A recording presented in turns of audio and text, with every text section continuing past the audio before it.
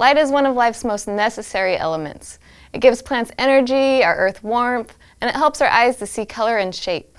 For these reasons and more, light is very important for cameras. If it is controlled right, the sensor can easily define shape and capture a clean image, which can help you make a video that impresses those around you.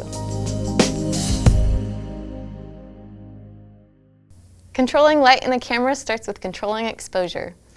Exposure refers to the length of time that a camera's imaging device gets hit by light. Here's how it works. First, light passes through the lens of a camera, stopping at the diaphragm or iris. The iris, which acts much like the iris in our eyes, opens slightly to let in less light, or wider to let in more light, depending on the strength of the light coming into the camera.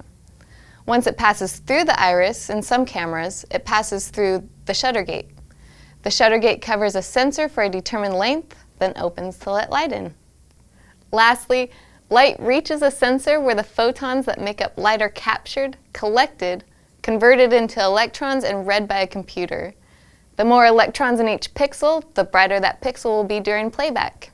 The resulting ones and zeros then get written to a recording medium and read on a computer during editing or playback.